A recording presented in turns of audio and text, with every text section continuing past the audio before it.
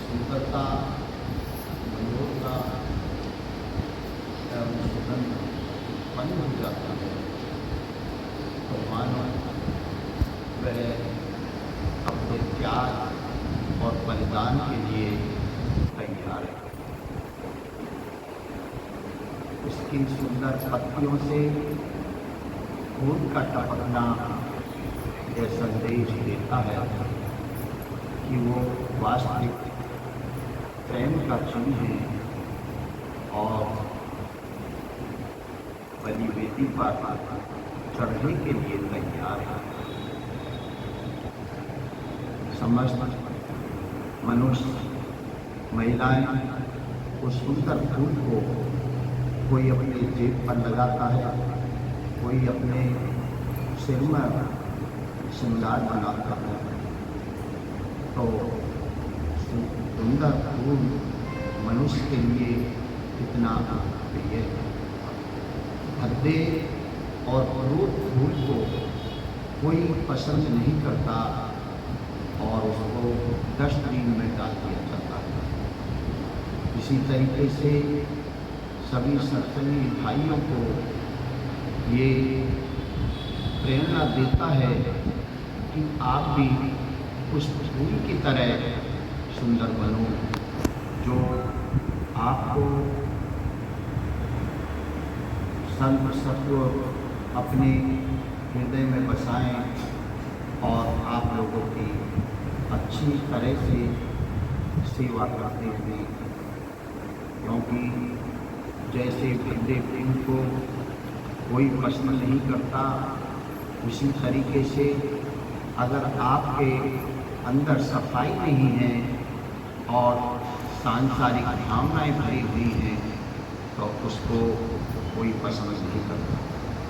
प्रेम की भावना एक दूसरे के प्रति आपके अंदर होनी चाहिए।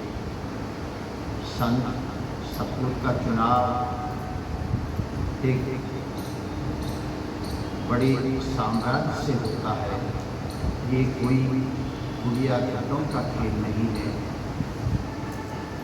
संत मत चुनाव में मतदान, बहुमत या अल्पमत का कोई स्थान नहीं। ये संत सतपुरुष की कृपा से ही सब कुछ होता है। इसी तरीके से आप लोगों को ये संत सतपुरुष बता रहे हैं कि कितने अपने हृदय की या चित्त की सफाई नहीं करोगे तो मालिक कैसे आपके अंदर विराजमान। इसलिए ज़्यादा से ज़्यादा मालिक का नाम, राधा स्वामी नाम का जाप, सुमरन, ध्यान ज़्यादा से ज़्यादा करें, तभी आपके अंदर ये मुक्ति का मार्ग खुलेगा। संत सतपुरुष इसी तरीके से जैसे फूल को लोग बात सुनते हैं, इसी तरीके से संत सतपुरुष भी संगत की परीक्षा लेकर के उसको भी चुनते हैं। आपके सामने जीता जागता उदाहरण है कि दयाल साहब की जगह की संगत में बहुत सेवा की और सेवा के अनुसार दयाल साहब के यहाँ जो काम किया उससे बहुत प्रसन्न हुए।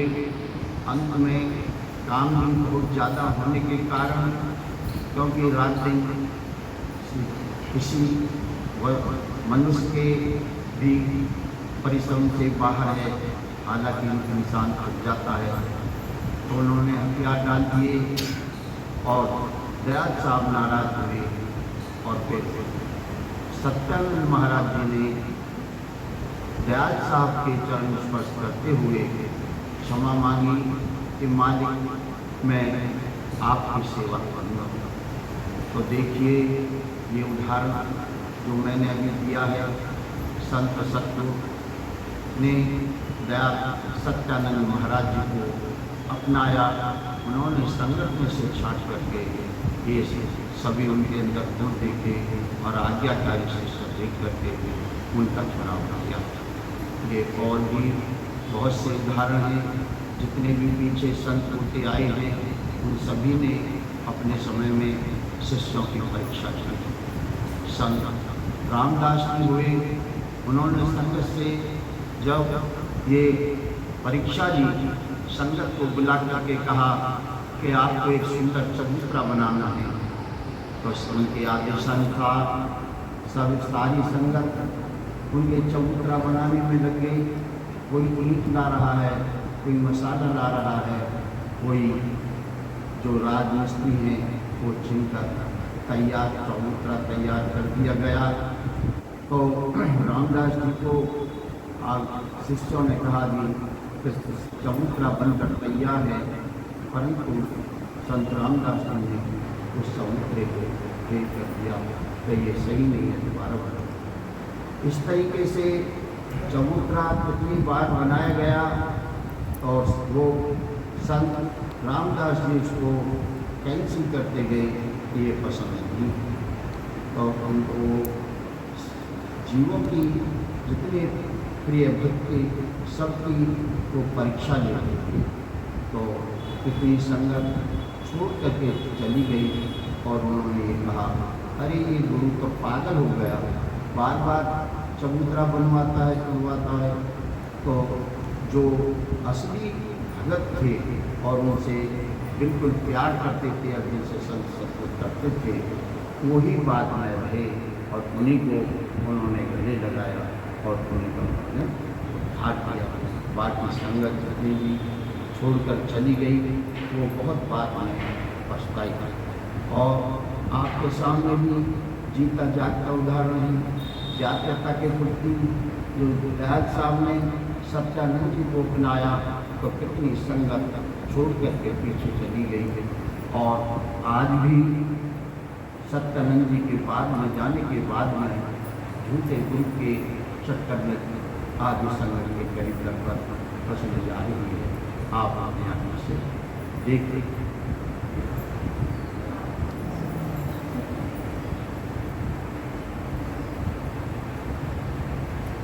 ये आप लोग देख रहे हैं कि दयाल साहब ने जब उनको अपनाया जातीयता की कितने लोग संगत छोड़ के पीछे। और अब भी इस समय झूठा धन इकट्ठा करने के चक्कर में जिनको लालच पड़ा हुआ वो आज भी अलग मंडली बनाने के लिए तैयार किया।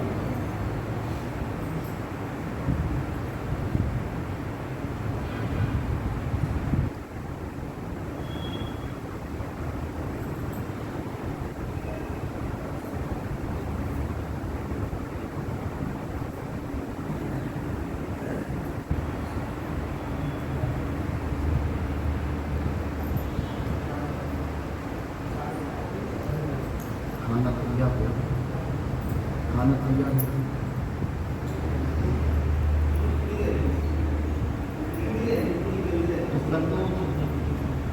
क्योंकि लोग बात बनते हैं इंतजार में कि जल्दी दिवाली मनाए तो प्रचार करें।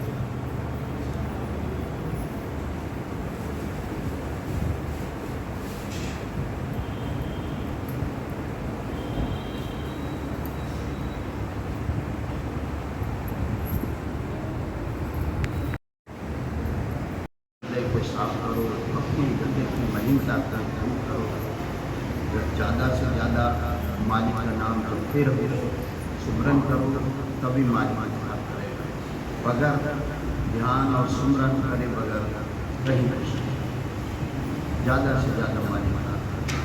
सुबह शाम टाइम निकाल करके बराबर रोजाना संत सतगुरु हर अपने सत्संग में बताते आए हैं, बता रहे हैं कि इतने आप होमवर्क नहीं करोगे तो इतने कुछ नहीं।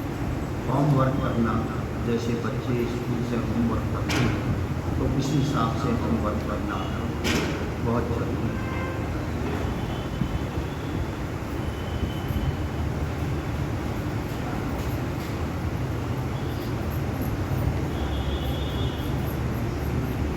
किसी भाई को शंका समाधान करनी हो जो अभी वचन करवाए हैं उसके में कोई किसी को कोई दिखाई नहीं हुई तो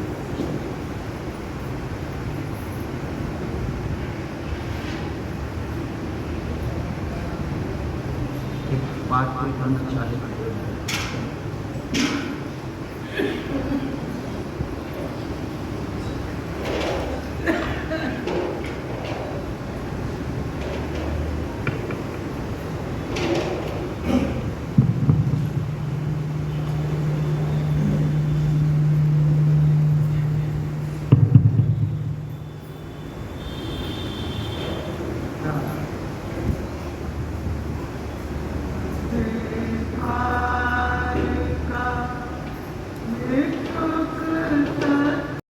उनकी दूर दूर तक महिमा थी।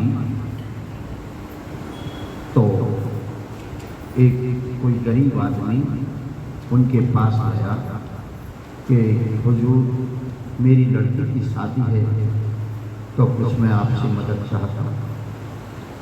ओलिया साहब कहने लगे कि भाई ठहर जा, शाम तक जो कुछ आएगा तो ले जाना।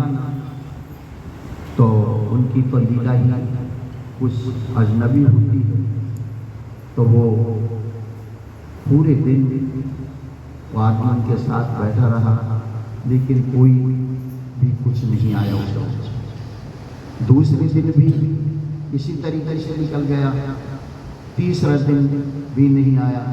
तो ओलिया साहब ने कहा कि भाई देख तुम्हारे उस पर कोई भी भगत नहीं आया, अब तुम एक काम करो, मेरी ये जूती है पैरों की और इन जूतियों को ले जाओ और रास्ते में कहीं इनको बेच करके खाना खा लेना।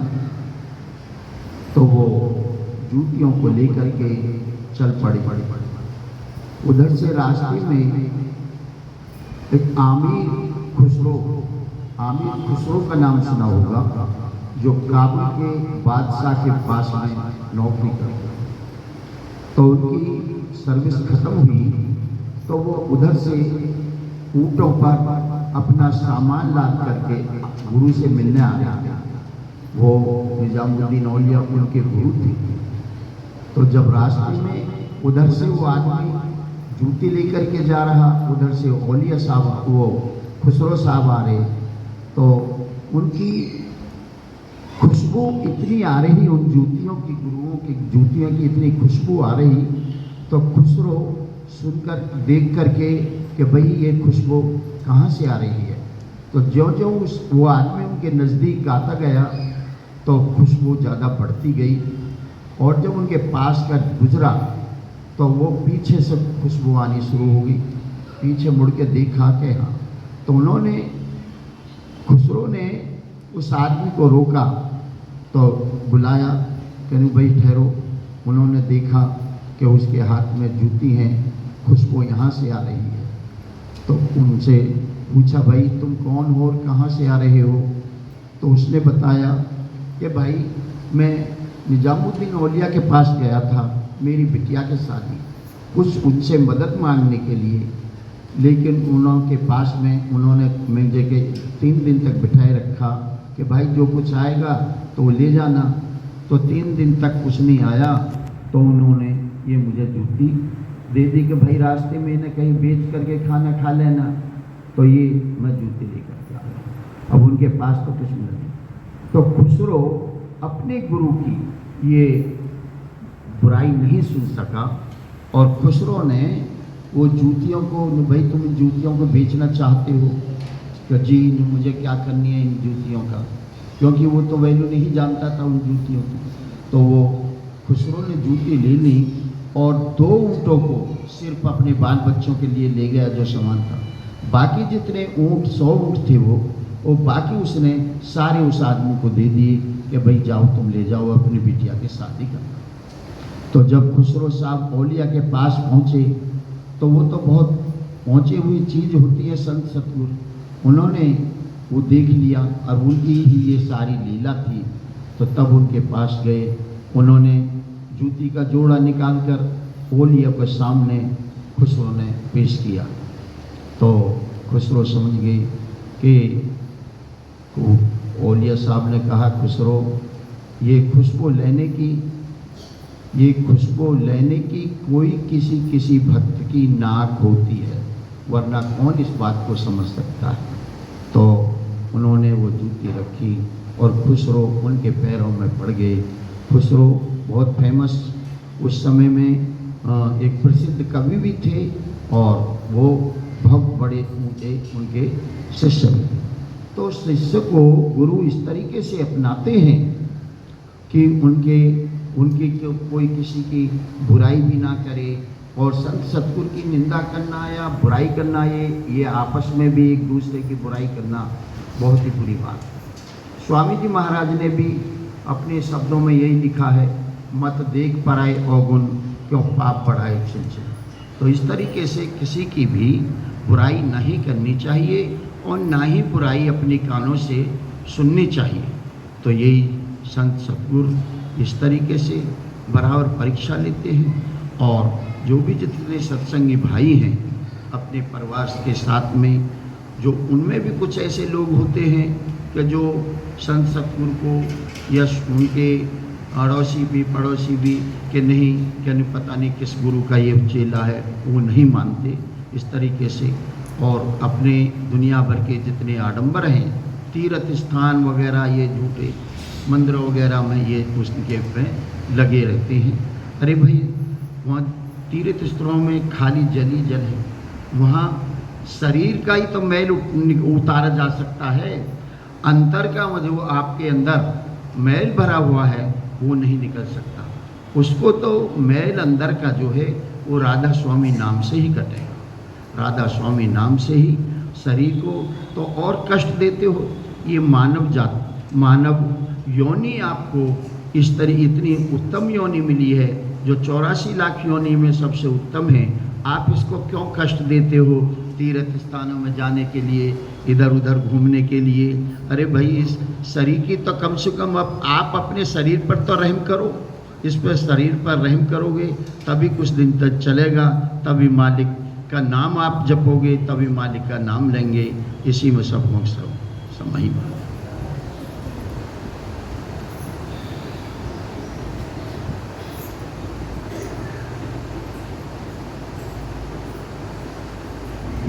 देखो कितनी देर है।